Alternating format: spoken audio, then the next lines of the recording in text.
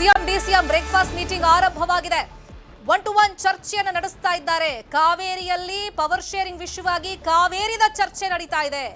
ಅಧಿಕಾರದ ಹಸ್ತಾಂತರದ ಬಗ್ಗೆ ಸಿದ್ದರಾಮಯ್ಯ ಮತ್ತೆ ಡಿಕೆ ಶಿವಕುಮಾರ್ ಮಾತುಕತೆಯನ್ನ ನಡೆಸ್ತಾ ಇದ್ದಾರೆ. ಇಲ್ಲಿ ಯಾರ ಮನ ಯಾರು ಒಲಿಸ್ತಾರೆ, ಯಾವ ವಿಷಯಗಳ ಪ್ರಸ್ತಾಪ ಆಗುತ್ತೆ, ಸೊ ಈ ಕುತೂಹಲ ಅಂತೂ ಇದ್ದೇ ಇದೆ. ಯಾಕಂದ್ರೆ ಪಟ್ಟು ಸಡಿಲಿಕೆಯಲ್ಲಿ ಇಬ್ರೂ ನಾಯಕರಿಲ್ಲ. ಹೈಕಮಾಂಡ್ ಕಡೆಗೆ ಬೊಟ್ಟು ಮಾಡಿ ತೋರಿಸ್ತಾ ಇದ್ರು ಕೂಡ ತಮ್ಮದೇ ರೀತಿಯಲ್ಲಿ ಲಾಭಿಯನ್ನ ಮಾಡ್ತಾ ಹೆಂಗಾದ್ರೂ ಮಾಡಿ ಆ ಸೀಟಲ್ಲಿ ಕುತ್ಕೋಬೇಕು ಅಂತ ಹೇಳಿ ಡಿಕೆ ಶಿವಕುಮಾರ್ ಪ್ರಯತ್ನ ಪಡ್ತಾ ಇದ್ರೆ ಸೀಟ್ ಇಳಿಬಾರದು ಅನ್ನೋ ನಿಟ್ಟಿನಲ್ಲಿ ಸಿದ್ದರಾಮಯ್ಯ ಅವರು ಕೂಡ ತಮ್ಮ ಕಸರತ್ತನ್ನು ಮುಂದುವರೆಸಿದ್ದಾರೆ. ಎಸ್, ಇದೇ ವಿಷಯವಾಗಿ ಇನ್ನಷ್ಟು ಡೀಟೇಲ್ ಆಗಿ ಇನ್ಫಾರ್ಮೇಶನ್ ಕೊಡ್ತಾ ಇದ್ರು ಸಿಎಂ ನಿವಾಸದ ಬಳಿಯೇ ಲೈವ್ ನಲ್ಲಿ ಕನೆಕ್ಟ್ ಆಗಿರುವಂತ ನಮ್ಮ ರಿಪೋರ್ಟರ್ ಹೆಬ್ಬಾಕ ತಿಮ್ಮೇಗೌಡರು. ನಾನು ಹೇಳ್ತಾ ಇದ್ದೆ, ಸಹಜ ಇಬ್ಬರ ಮಧ್ಯದಲ್ಲಿ ಒಂದು ಭಿನ್ನಾಭಿಪ್ರಾಯ ಅಥವಾ ಈ ರೀತಿ ಪೈಪೋಟಿ ಬಂದಂತ ಸಂದರ್ಭದಲ್ಲಿ ಇಬ್ಬರೇ ಕುತ್ಕೊಂಡು ಮಾತಾಡಿ ಅಂದಾಗ ಅದು ಎಷ್ಟು ಮಟ್ಟಿಗೆ ಶಮನವಾಗುತ್ತೆ ಅನ್ನೋ ಪ್ರಶ್ನೆ ಜೊತೆಯಲ್ಲಿ ಅದು ಅಧಿಕಾರದ ವಿಷಯ, ರಾಜಕೀಯ ವಿಷಯ ಅಂತ ಬಂದಾಗ ತುಸು ಹೆಚ್ಚೇ ಪೈಪೋಟಿ ಇಲ್ಲಿ ಏರ್ಪಟ್ಟಿದೆ. ಅದರ ಜೊತೆಯಲ್ಲಿ ಹೈಕಮಾಂಡ್ ಮಾತಾಡಿ ಅಂತ ಹೇಳಿದ್ರು ಕೂಡ ಇವತ್ತು ಬರೀ ಒಗ್ಗಟ್ಟು ಪ್ರದರ್ಶನಕ್ಕೆ ಮಾತ್ರ ಇದು ಸೀಮಿತವಾಗುವಂತ ಚಾನ್ಸಸ್ ಎಷ್ಟು ಮಟ್ಟಿಗಿದೆ? ಸದ್ಯದ ಬೆಳವಣಿಗೆಗಳ ಮಾಹಿತಿ ಪ್ರಕಾರ ಇಬ್ಬರು ನಾಯಕರು ಒಮ್ಮತದ ತೀರ್ಮಾನಕ್ಕೆ ಬರೋದು ಅನುಮಾನ ಅಂತ ಹೇಳಲಾಗ್ತಾ ಇದೆ ಶರ್ಮಿತಾ. ಯಾಕಂತ ಹೇಳಿದ್ರೆ ಇಬ್ಬರು ನಾಯಕರು ಈಗಾಗಲೇ ಬಹಿರಂಗವಾಗಿ ಹೇಳಿದ್ದಾರೆ ತಮ್ಮ ಸ್ಟ್ಯಾಂಡ್ ನಲ್ಲಿ ಯಾವುದೇ ರೀತಿಯಾದಂತಹ ಬದಲಾವಣೆ ಇಲ್ಲ ಅಂತ. ಯಾಕಂತ ಹೇಳಿದ್ರೆ ಮುಖ್ಯಮಂತ್ರಿ ಸಿದ್ದರಾಮಯ್ಯನವರು ನಿನ್ನೆಯೇ ಈ ಒಂದು ಹೇಳಿಕೆನ ಕೊಟ್ಟಿರ್ತಕ್ಕಂಥದ್ದು. ಹೈಕಮಾಂಡ್ ಸೂಚನೆ ಮೇರೆಗೆ ನಾನು ಈ ಒಂದು ಬ್ರೇಕ್ಫಾಸ್ಟ್ ಮೀಟಿಂಗ್ ಅನ್ನ ಕರೆದಿದ್ದೀನಿ, ಆದ್ರೆ ನನ್ನ ಸ್ಟ್ಯಾಂಡ್ ನಲ್ಲಿ ಬದಲಾವಣೆ ಇಲ್ಲ ಅನ್ನುವಂತ ಮಾತನ್ನ ಹೇಳಿರ್ತಕ್ಕಂಥದ್ದು. ಅಲ್ಲಿಗೆ ಒಂದು ಸ್ಪಷ್ಟ, ನಾನು ಬ್ರೇಕ್ಫಾಸ್ಟ್ ಮೀಟಿಂಗ್ ನಲ್ಲಿ ಯಾವುದೇ ರೀತಿಯಾದಂತಹ ಒಂದು ತೀರ್ಮಾನವನ್ನು ತೆಗೆದುಕೊಳ್ಳೋದಿಲ್ಲ. ಹೈಕಮಾಂಡ್ ಮಟ್ಟದಲ್ಲಿ ಏನಾದರೂ ತೀರ್ಮಾನ ಆದ್ರೆ ಅದಕ್ಕೆ ಒಂದೇ ಸೆಕೆಂಡ್ ತಿಮ್ಮೇಗೌಡ್ರೆ, ನಮಗೆ ಇನ್ಸೈಡ್ ಫೋಟೋಸ್ ಲಭ್ಯವಾಗ್ತಿದೆ, ಆಮೇಲೆ ನಿಮ್ಮಿಂದ ಇನ್ಫಾರ್ಮೇಶನ್ ಪಡ್ಕೊಳ್ತಾ ಹೋಗ್ತೀನಿ. ಆಲ್ರೆಡಿ ಈಗ ಬ್ರೇಕ್ಫಾಸ್ಟ್ ಮೀಟಿಂಗ್ ಆರಂಭವಾಗಿದೆ. ಸಿದ್ದರಾಮಯ್ಯ ಅವರನ್ನ ಗಮನಿಸ್ತಾ ಇದೀವಿ, ಡಿಕೆ ಶಿವಕುಮಾರ್ ಅವರನ್ನು ಕೂಡ ಗಮನಿಸ್ತಾ ಇದೀವಿ, ಪಕ್ಕದಲ್ಲಿ ಪೊನ್ನಣ್ಣ ಅವರು ಕೂಡ ಇದ್ದಾರೆ. ಸೊ ಇಲ್ಲಿ ಕೇವಲ ಇಬ್ಬರೇ ಕೂತ್ಕೊಂಡು ಪರಸ್ಪರ ಮಾತುಕತೆ ನಡೆಸ್ತಾರೆ ಅಂತ ಹೇಳಿ ಮಾಹಿತಿ ಇದೆ. ಇಲ್ಲಿ ಸಿದ್ದರಾಮಯ್ಯ ಬಣದ ಯಾವ ನಾಯಕರು ಇರೋದಿಲ್ಲ, ಡಿಕೆ ಶಿವಕುಮಾರ್ ಬಣದ ಯಾವ ನಾಯಕರು ಇರೋದಿಲ್ಲ. ಹೈಕಮಾಂಡ್ ಸೂಚನೆ ಮೇರೆಗೆ ಇಬ್ಬರೇ ಉಪಹಾರವನ್ನ ಸೇವಿಸ್ತಾ ಉಪಶಮನದ ಬಗ್ಗೆ ಯಾವ ತರ ಮಾತಾಡ್ತಾರೆ ಅನ್ನುವಂತ ಕುತೂಹಲ ಇದೆ. ತದನಂತರ ಸುದ್ದಿಗೋಷ್ಠಿಯಲ್ಲಿ ಇಬ್ರು ಮಾತಾಡ್ತಾರೆ. ಎಸ್ ತಿಮ್ಮೇಗೌಡ್ರೆ, ಪ್ಲೀಸ್ ಗೋ ಹೆಡ್. ನಮಗೊಂದಿಷ್ಟು ಇನ್ಸೈಡ್ ಫೋಟೋಸ್ಗಳು ಲಭ್ಯವಾಗ್ತಾ ಇದೆ. ನೀವು ಎಕ್ಸ್ಪ್ಲೈನ್ ಮಾಡ್ತಾ ಇದ್ರಿ ಇವತ್ತು ಒಂದು ಸೊಲ್ಯೂಷನ್ ಸಿಗುವಂತ ಸಾಧ್ಯತೆ ತೀರಾ ಕಡಿಮೆ, ಬಟ್ ಸುದ್ದಿಗೋಷ್ಠಿಯಲ್ಲಿ ಯಾವ ವಿಷಯ ಪ್ರಸ್ತಾಪ ಮಾಡ್ತಾರೆ ಹಂಗಾದ್ರೆ? ಒಂದ್ ರೀತಿ ಡ್ಯಾಮೇಜ್ ಕಂಟ್ರೋಲ್ಗೆ ಮುಂದಾದ್ರ ಅಂತ. ಯಾಕಂತ ಹೇಳಿದ್ರೆ ಈಗಾಗಲೇ ನಾನು ಹೇಳದಂತೆ ವಿರೋಧ ಪಕ್ಷಗಳು ಸೇರಿದಂತೆ ಸಾರ್ವಜನಿಕ ಟೀಕೆಗೆ ಗುರಿಯಾಗಿರ್ತಕ್ಕಂಥದ್ದು ಕಾಂಗ್ರೆಸ್ನ ಈ ಒಂದು ಆಂತರಿಕ ಬೆಳವಣಿಗೆಗಳು. ಸೊ ಹೀಗಾಗಿಯೇ ಹೈಕಮಾಂಡ್ ಸೂಚನೆ ಮೇರೆಗೆ ಈ ಒಂದು ಉಭಯ ನಾಯಕರಿಬ್ಬರು ಕೂಡ ಇವತ್ತು ಬ್ರೇಕ್ಫಾಸ್ಟ್ ಮೀಟಿಂಗ್ ಅನ್ನು ನಡೆಸೋದ್ರ ಮುಖಾಂತರ ಆ ಮೂಲಕವಾಗಿ ನಾವು ಚರ್ಚೆಯನ್ನು ನಡೆಸಿ ಒಮ್ಮತದ ತೀರ್ಮಾನಕ್ಕೆ ಬಂದಿದ್ದೀವಿ. ನಮ್ಮಲ್ಲಿ ಯಾವುದೇ ರೀತಿಯಾದಂತಹ ಭಿನ್ನಾಭಿಪ್ರಾಯ ಇಲ್ಲ. ನಾವು ಆಂತರಿಕವಾಗಿ ನಮ್ಮ ವೈಯಕ್ತಿಕವಾಗಿ ನಾವಿಬ್ರು ಕೂಡ ಇಲ್ಲಿ ಸಮಸ್ಯೆಯನ್ನು ಬಗೆಹರಿಸಿಕೊಂಡಿದ್ದೀವಿ. ಆದ್ರೆ ನಾಯಕತ್ವ ಬದಲಾವಣೆ ಮತ್ತೆ ಸಿಎಂ ಬದಲಾವಣೆ ಕುರಿತಂತೆ ಹೈಕಮಾಂಡ್ ತೀರ್ಮಾನಕ್ಕೆ ನಾವಿಬ್ರು ಕೂಡ ಬದ್ಧವಾಗಿದ್ದೀವಿ ಅನ್ನುವಂಥ ಮಾತನ್ನ ಜಂಟಿ ಸುದ್ದಿಗೋಷ್ಠಿಯಲ್ಲಿ ಪರಸ್ಪರ ಕೈ ಎತ್ತೋದ್ರ ಮೂಲಕ ಒಗ್ಗಟ್ಟಿನ ಪ್ರದರ್ಶನವನ್ನ ಮಾಡೋದಕ್ಕೆ ಮುಂದಾಗಿದ್ದಾರೆ ಅಂತ ಹೇಳಲಾಗ್ತಾ ಇರುವಂತದ್ದು. ಸೊ ಹೀಗಾಗಿಯೇ ಇಂಥದ್ದೊಂದು ತಂತ್ರಗಾರಿಕೆಯನ್ನ ಹೈಕಮಾಂಡ್ ಎಂದಿದೆ ಅಂತ ಹೇಳಲಾಗ್ತಾ ಇದೆ. ಯಾಕಂತ ಹೇಳಿದ್ರೆ ಉಭಯ ನಾಯಕರಿಬ್ರು ಕೂಡ ಒಂದು ಮಾತನ್ನ ಹೇಳ್ತಾ ಇದ್ರು, ಹೈಕಮಾಂಡ್ ತೀರ್ಮಾನಕ್ಕೆ ಬದ್ಧ ಅನ್ನುವಂಥ ಒಂದು ಮಾತನ್ನ ಪದೇ ಪದೇ ಉಲ್ಲೇಖ ಮಾಡ್ತಾ ಇದ್ರು. ಆದ್ರೆ ಯಾವಾಗ ಡಿಸಿಎಂ ಡಿಕೆ ಶಿವಕುಮಾರ್ ಪರವಾಗಿ ಒಕ್ಕಲಿಗ ಸಮುದಾಯ, ಮತ್ತೊಂದು ಕಡೆಗೆ ಒಕ್ಕಲಿಗ ಸಮುದಾಯದ ಸ್ವಾಮೀಜಿಗಳು ಎಂಟ್ರಿ ಕೊಟ್ಟರು, ಇತ್ತ ಸಿಎಂ ಸಿದ್ದರಾಮಯ್ಯನವರ ಪರವಾಗಿ ಅಹಿಂದ ಸಂಘಟನೆಗಳು, ಅಹಿಂದ ಸ್ವಾಮೀಜಿಯವರು, ಮತ್ತೊಂದು ಕಡೆಗೆ ಪ್ರಗತಿಪರರು ಮುಂದೆ ಏನು ಬ್ಯಾಟ್ ಬೀಸಿರ್ತಕ್ಕಂಥದ್ದು. ಈ ಹಂತದಲ್ಲಿ ನಾವು ಯಾರ ಪರವಾಗಿ ತೀರ್ಮಾನವನ್ನು ಕೈಗೊಂಡಿದ್ದೇ ಆಗಿದ್ದಲ್ಲಿ ಅದು ಒಂದು ರೀತಿ ಪಕ್ಷಕ್ಕೆ ಡ್ಯಾಮೇಜ್. ಈ ನಿಟ್ಟಲ್ಲಿ ಅಂಥದ್ದೊಂದು ಇದಕ್ಕೆ ಸನ್ನಿವೇಶಕ್ಕೆ ಆಸ್ಪದ ಕೊಡಬಾರ್ದು ಅನ್ನುವಂಥ ಒಂದು ನಿಟ್ಟಲ್ಲಿಯೇ ಹೈಕಮಾಂಡ್ ಒಂದು ರೀತಿ ಜಾಣ ನಡೆಯನ್ನು ಅನುಸರಿಸ್ತಂತ ಆ ಒಂದು ಸಿಎಂ ಬದಲಾವಣೆ ಚೆಂಡನ್ನ ಇತ್ತ ರಾಜ್ಯದ ಅಂಗಳಕ್ಕೆ ತಳ್ಳೋದ್ರ ಮುಖಾಂತರ, ಅಂದ್ರೆ ನೀವೇ ಬಗೆಹರಿಸ್ಕೊಳ್ಳಿ, ನೀವು ಮಾತಾಡ್ಕೊಳ್ಳಿ, ನಿಮ್ಮಲ್ಲಿನ ಭಿನ್ನಾಭಿಪ್ರಾಯವನ್ನ ಫಸ್ಟ್ ಸರ್ ಮಾಡಿಕೊಂಡು ಆಮೇಲೆ ನಮ್ಮ ಬಳಿ ಬನ್ನಿ ಎನ್ನುವಂಥ ಒಂದು ಮಾತನ್ನ ಎಚ್ಚರಿಕೆಯನ್ನ ಕೂಡ ಕೊಟ್ಟಿರ್ತಕ್ಕಂಥ ಹಿನ್ನೆಲೆಯಲ್ಲಿ ಇವತ್ತು ಉಭಯ ನಾಯಕರಿಬ್ಬರು ಕೂಡ ದೆಹಲಿಗೆ ತೆರಳುವ ಮುನ್ನ, ಯಾಕಂದ್ರೆ ನಾಳೆ ಸಂಜೆ 5:30ಕ್ಕೆ ಏನು ದೆಹಲಿಯ ಸೋನಿಯಾ ಗಾಂಧಿಯವರ ನಿವಾಸದಲ್ಲಿ ಕಾಂಗ್ರೆಸ್ ಸಂಸದೀಯ ಮಂಡಳಿ ಸಭೆ ನಡೀತಾ ಇದೆ. ಈ ಒಂದು ಸಂಸದೀಯ ಸಭೆಯಲ್ಲಿ ರಾಜ್ಯದ ನಾಯಕತ್ವ ಕುರಿತಂತೆ ಗಂಭೀರವಾಗಿ ಚರ್ಚೆ ಆಗ್ತಾ ಇದೆ.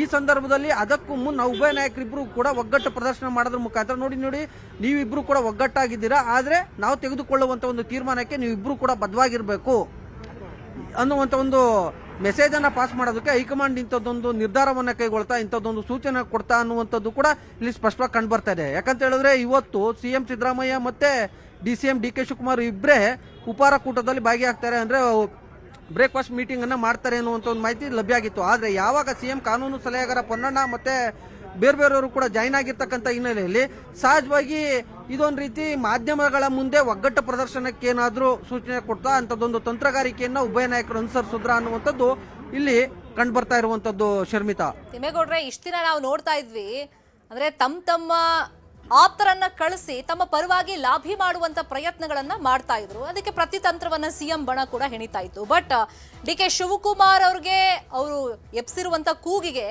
ಇವತ್ತೊಂಥರ ಫೈನಲ್, ಜೊತೆಗೆ ತಮ್ಮ ನಿಲುವೇನು, ತಮ್ಮ ಆಸೆ ಆಕಾಂಕ್ಷೆಗಳೇನು, ತಮ್ಮ ಪಟ್ಟೇನು, ಅದನ್ನ ಸಿಎಂ ಮುಂದೆ ನೇರ ಹೇಳ್ಕೊಳ್ಳುವಂತ ಅವಕಾಶ, ಆ ವಿಷಯವಾಗಿ ವಿಶ್ಲೇಷಣೆ ಮಾಡ್ತಾ ಹೋದ್ರೆ ತಿಮ್ಮೇಗೌಡ್ರೆ.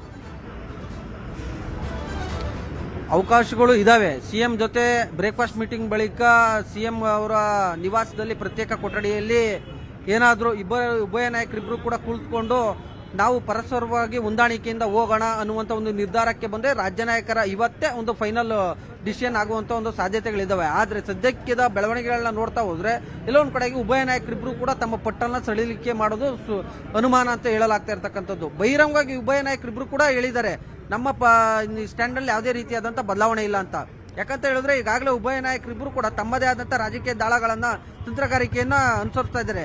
ಡಿಸಿಎಂ ಡಿ ಕೆ ಶಿವಕುಮಾರ್ ಅವರು ತಮ್ಮ ಬೆಂಬಲಿಗ ಶಾಸಕರನ್ನ ದೆಹಲಿಗೆ ಕಳಿಸಿ ಅಲ್ಲಿ ಆ ಮುಖಾಂತರವಾಗಿ ಹೈಕಮಾಂಡ್ ಮೇಲೆ ಒತ್ತಡ ಏರುವಂತ ಅಂಥದ್ದೊಂದು ಪ್ರೆಷರ್ ಕ್ರಿಯೇಟ್ ಮಾಡುವಂತ ಒಂದು ಪ್ಲಾನ್ ಅನ್ನ ಮಾಡಿದ್ರೆ, ಇತ್ತ ಮುಖ್ಯಮಂತ್ರಿ ಸಿದ್ದರಾಮಯ್ಯನವರು ಕೂಡ ತಮ್ಮ ಬೆಂಬಲಿಗ ಸಚಿವರು ಮತ್ತೆ ಆಪ್ತ ಶಾಸಕರ ಡಿನ್ನರ್ ಮೀಟಿಂಗ್ಗಳ ಮೂಲಕ, ಮತ್ತೊಂದು ಕಡೆಗೆ ತಮ್ಮ ಅಹಿಂದ ಸಂಘಟನೆಗಳು, ಮತ್ತೊಂದು ಕಡೆಗೆ ಅಹಿಂದ ಪ್ರದೇಶ ಕುರುಬರ ಸಂಘದ ಮುಖಾಂತರ ಸುದ್ದಿಗೋಷ್ಠಿಯನ್ನು ನಡೆಸುವಂಥದ್ದು, ಮತ್ತೊಂದು ಕಡೆಗೆ ಸ್ವಾಮೀಜಿಗಳ ಮೂಲಕ ಕೌಂಟರ್ನ ಕೊಡಿಸುವಂತ ಒಂದು ಮುಖಾಂತರವಾಗಿ ಏನು ತಮ್ಮದೇ ಆದಂಥ ರಾಜಕೀಯ ದಾಳಗಳನ್ನ ಉಳಿಸಿರ್ತಕ್ಕಂಥದ್ದು. ಈಗ ಡಿಸಿಎಂ ಡಿ ಕೆ ಶಿವಕುಮಾರ್ ಅವರು ಕೂಡ ತಮ್ಮ ಸಹೋದರ ಡಿ ಕೆ ಸುರೇಶ್ ಅವ್ರನ್ನ ದೆಹಲಿಗೆ ಕಳಿಸಿರ್ತಕ್ಕಂಥದ್ದು. ನಿನ್ನೆ ಸಂಜೆಯೇ ದೆಹಲಿಗೆ ತೆರಳಿರ್ತಕ್ಕಂಥ ಡಿ ಕೆ ಸುರೇಶ್ ಅವರು ಬ್ರೇಕ್ಫಾಸ್ಟ್ ಮೀಟಿಂಗ್ ನಲ್ಲಿ ಆಗ್ತಾ ಇರ್ತಕ್ಕಂಥ ಒಂದು ತೀರ್ಮಾನಗಳ ಬಗ್ಗೆ ಎದುರು ನೋಡ್ತಾ ಇದ್ದಾರೆ. ಇಲ್ಲೇನಾದ್ರೂ ಬ್ರೇಕ್ಫಾಸ್ಟ್ ಮೀಟಿಂಗ್ ನಲ್ಲಿ ಒಂದು ಸಿಎಂ ಡಿಸಿಎಂ ನಡುವೆ ನಡೆಯುವಂತ ಒಂದು ತೀರ್ಮಾನಗಳು, ಚರ್ಚೆ ಏನಿದೆ, ಆ ಒಂದು ಚರ್ಚೆಯನ್ನ ಡಿ ಕೆ ಶಿವಕುಮಾರ್ ಅವರು ಡಿ ಕೆ ಸುರೇಶ್ ಅವ್ರ ಜೊತೆ ಹಂಚ್ಕೊಳ್ತಾರೆ. ಏನಾದ್ರೂ ಇಲ್ಲಿ ಮಾತುಕತೆ ಫಲಪ್ರದ ಆಗದೆ ಇದ್ರೆ ಅಲ್ಲಿ ದೆಹಲಿ ಮಟ್ಟದಲ್ಲಿ ಲಾಬಿಯನ್ನ ಮಾಡೋದಕ್ಕೆ ಡಿ ಕೆ ಬ್ರದರ್ಸ್ ಅವರು ಮುಂದಾಗಿದ್ದಾರೆ ಅಂತ ಹೇಳಲಾಗ್ತಾ ಇರುವಂತದ್ದು.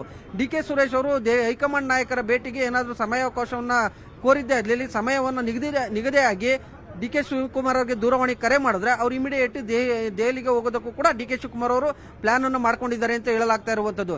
ಈಗಾಗಲೇ ಇಂಥದ್ದೊಂದು ಸುಳಿವನ್ನ ಕೊಟ್ಟಿರ್ತಕ್ಕಂಥ ಡಿ ಕೆ ಶಿವಕುಮಾರ್ ಅವರು, ಹೌದು ಏನು ಈ ಒಂದು ವಿಚಾರದಲ್ಲಿ ಅಂದ್ರೆ ಮೇಕೆದಾಟು ವಿಚಾರದಲ್ಲಿ ಮೀಟಿಂಗ್ ಇದೆ ದೆಹಲಿಯಲ್ಲಿ, ಹೀಗಾಗಿ ನಾನು ದೆಹಲಿಗೆ ಹೋಗ್ಬೇಕಾಗುತ್ತೆ ಅನ್ನುವಂಥ ಮಾತನ್ನ ಪರೋಕ್ಷವಾಗಿ ಹೇಳಿರ್ತಕ್ಕಂಥ ಹಿನ್ನೆಲೆಯಲ್ಲಿ ಸಹಜವಾಗಿ ಇವತ್ತು ಸಂಜೆ ವೇಳೆಗೆ ಡಿ ಕೆ ಶಿವಕುಮಾರ್ ಅವರು ದೆಹಲಿಗೆ ಹೋಗುವಂತ ಒಂದು ಸಾಧ್ಯತೆಗಳಿದ್ದಾವೆ.